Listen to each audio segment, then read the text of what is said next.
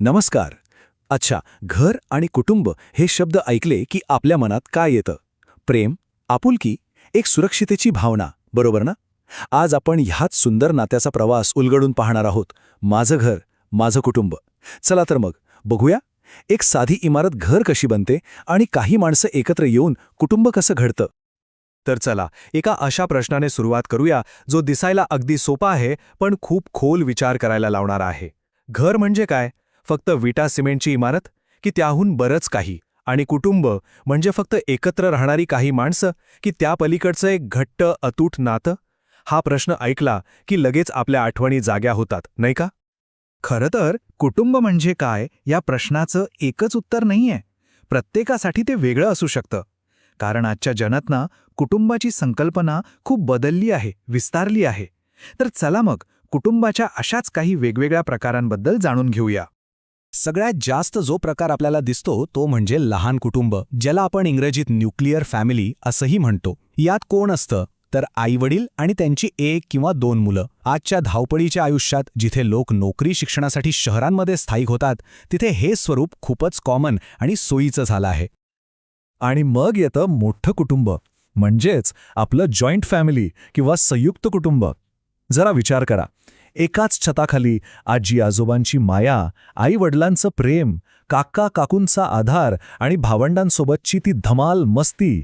हे एक असं मोठं नात्यांनी भरलेलं घर असतं जिथे प्रत्येक जण एकमेकांना साथ देत असतो. आणि हो, कधीकधी असंही होतं की एखादी व्यक्ती नोकरीसाठी, शिक्षणासाठी किंवा इतर काही कारणांमुळे एकटीच राहते. जरी ती व्यक्ती एकटी राहत असली ना, तरी आजच्या मॉडर्न लाईफस्टाईलमध्ये हे सुद्धा एक महत्त्वाचं स्वरूप आहे. आणि टेक्नॉलॉजीमुळे तर काय, अशी व्यक्ती दूर राहूनही आपल्या कुटुंबाशी अगदी सहज जोडलेली राहू शकते. बरं, आता आपण एका खूप इंटरेस्टिंग गोष्टीकडे वळूया. आपलं फॅमिली ट्री म्हणजेच कुटुंबवृक्ष.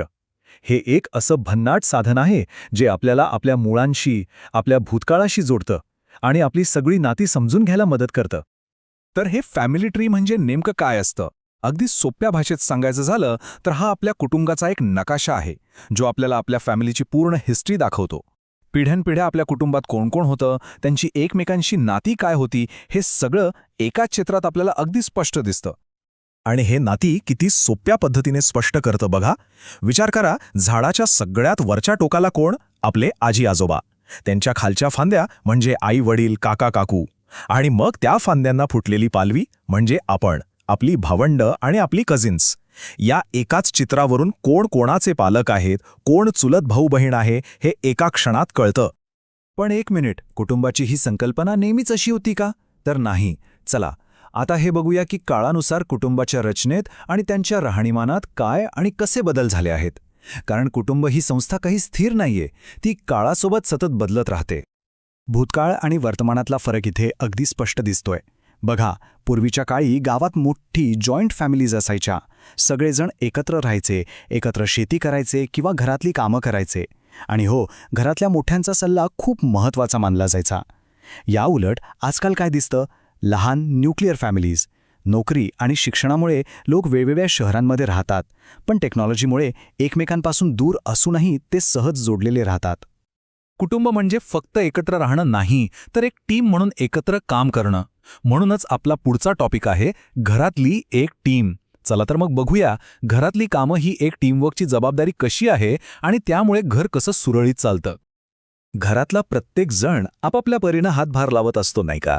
आई वडील स्वयंपाक, खरेदी, घराचा खर्च या सगळ्या गोष्टी सांभाळतात. तर आजी आजोबा त्यांचे अनुभव, त्यांच्या गोष्टी सांगून घराला एक वेगळाच आधार देतात. आणि मुलांची जबाबदारी काय? तर अभ्यास करणं, आपलं सामान जागेवर ठेवणं आणि छोट्या मोठ्या कामांमध्ये मदत करणं. आणि हे सगळं टीमवर्क फक्त कामापुरतं नसतं बरं का, तर घर स्वच्छ आणि सुंदर ठेवण्यासाठीही असतं. कारण स्वच्छ घर फक्त आजारपण दूर ठेवत नाही, तर ते एक खूप छान पॉझिटिव्ह वातावरण तयार करतं. आपण लावलेली फुलं, घरातले दिवे, भिंतीवरची ती चित्र, या सगळ्या गोष्टी आपल्या घराला एक ओळख देतात. आणि मग ते फक्त एक घर नाही, तर आपलं घर बनतं. चला आता आपण शेवटच्या आणि सगळ्यात उत्साहाच्या भागाकडे येऊया. आपले सण उत्सव. हे सण आपल्या कुटुंबाला आणि आपल्या संस्कृतीला कसे एकत्र बांधून ठेवतात आणि आपली नाती अजून घट्ट कशी करतात ते बघूया. दिवाळीचे ते चमचमते दिवे, गणेशोत्सवाचा तो उत्साह, होळीचे रंग ईदची ती गोड शिरखुर्मा, नाताळची ती गिफ्ट्स. हे सण म्हणजे फक्त कॅलेंडरवरच्या तारखा नाहीत. ही तर एक संधी असते कुटुंबाने एकत्र येण्याची, आनंद साजरा करण्याची आणि जुन्या आठवणींना पुन्हा एकदा उजाळा देण्याची. खरंच सण हे आनंद, प्रेम आणि संस्कृती जपतात. हे एक वाक्य सणांचं खरं महत्त्व सांगून जातं. सण म्हणजे फक्त एका दिवसाचा सेलिब्रेशन नाही, तर ते पिढ्यानपिढ्या चालत आलेलं प्रेम आणि संस्कृती जपण्याचा एक मार्ग आहे. याच माध्यमातनं आपल्या परंपरा पुढच्या पिढीपर्यंत पोहोचतात. तर मग आजच्या या प्रवासात आपण घर आणि कुटुंबाबद्दल बरंच काही पाहिलं. जाता जाता एक प्रश्न प्रत्येकाने स्वतःला विचारायला हवा. आपलं कुटुंब खास का आहे? अशी कोणती गोष्ट आहे जी आपल्या कुटुंबाला इतरांपेक्षा वेगळं आणि सुंदर बनवते? यावर नक्की विचार करा. भेटूया पुढच्या भागात.